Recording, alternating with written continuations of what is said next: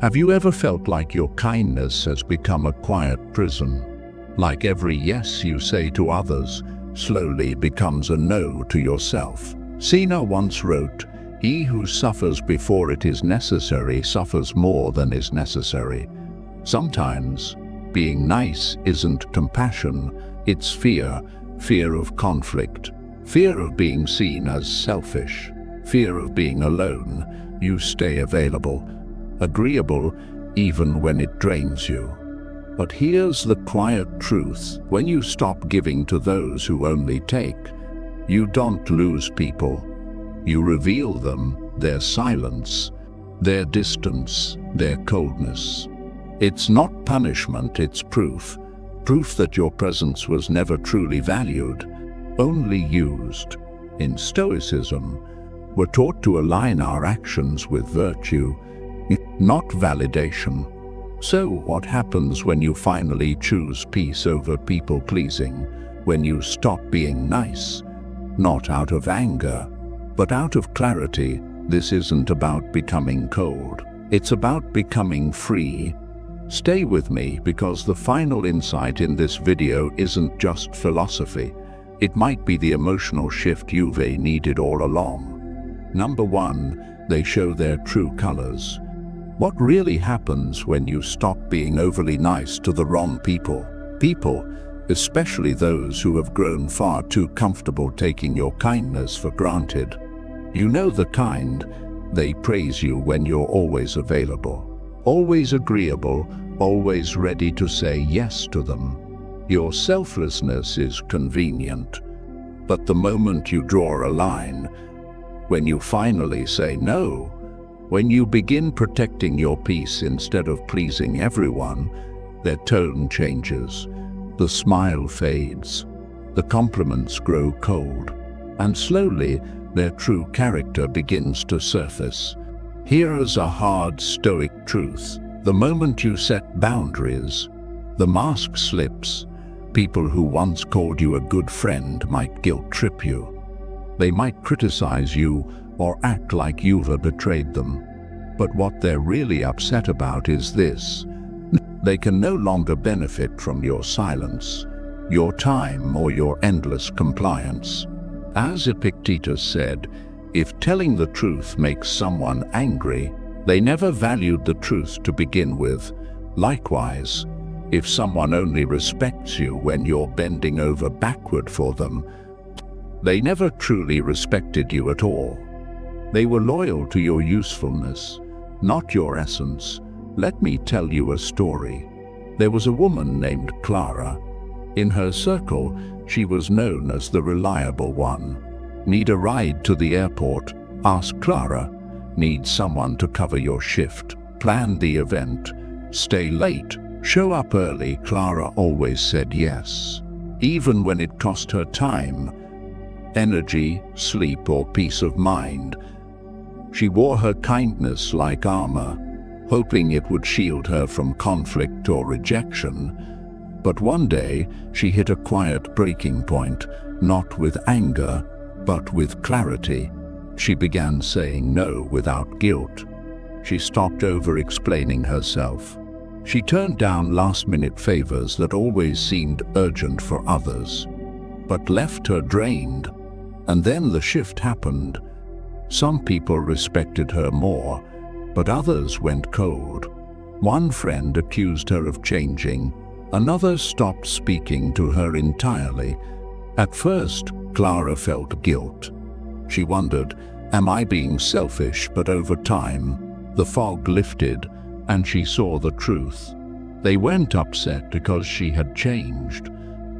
They were upset because she had stopped playing the role they needed her to play.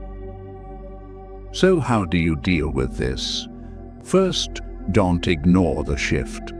Their reaction is revealing. When someone responds to your boundary with anger, distance, or manipulation, they're not showing you something new. They're finally showing you something real. That discomfort, it's information. Pay attention. Second, stand firm. Just because someone's upset doesn't mean you've done something wrong. In fact, their discomfort is often the cost of your growth. As Marcus Aurelius reminded us, waste no more time arguing what a good man should be. Be one. You're not here to please everyone. You're here to live in alignment with your values. And finally, be grateful for the clarity. When people reveal their true nature, take it as a gift, not a loss. Because in letting go of those who only stayed for your compliance, you make space for those who respect your boundaries as much as your kindness. Being kind doesn't mean being a doormat. The wrong people will see your boundaries as rejection. The right people will see them as self-respect. So, when you stop being nice to the wrong people, you don't lose connection. You lose the illusion. And that's not the end. It's the beginning of peace, of truth, of you choosing yourself without apology. Number 2, they lose power over you. Let's talk about what really happens when you stop being overly nice to the wrong people, especially those who quietly fed off your need to please. When you're always agreeable, constantly accommodating, and endlessly putting others before yourself, you may think you're being kind, but what you're really doing is handing over control. You let their moods dictate your responses. Their expectations shape your decisions.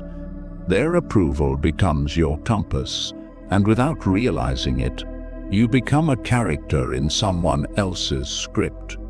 But the moment you stop playing that role, when you stop catering to their ego, stop apologizing for having needs, and stop bending just to keep the peace, something powerful happens.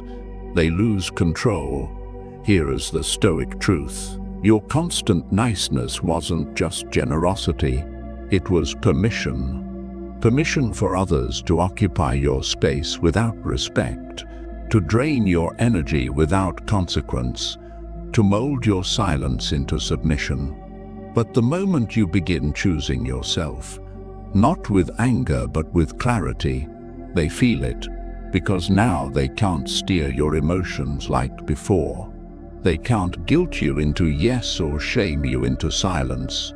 And for people who rely on control to feel secure, that shift is terrifying. Marcus Aurelius once wrote, "You have power over your mind, not outside events. Realize this, and you will find strength." In other words, true freedom begins the moment you stop needing others to approve of your life. Because when your choices come from inner principle instead of outer pressure, no one can hold power over you. Let me share a story. A man I know, let's call him Daniel, used to be the textbook nice guy at work. He'd always cover extra shifts, never complain, never ask for credit. At home, he'd sacrifice his time, his rest, even his dreams just to keep everyone happy. He wasn't living, he was surviving under the weight of everyone else's expectations. Why? Because he thought that saying yes was the path to peace. But peace bought through self-erasure isn't peace at all. It's quiet submission. One day, Daniel decided to shift. He didn't become angry. He became honest. He started saying no calmly, respectfully, without long explanations.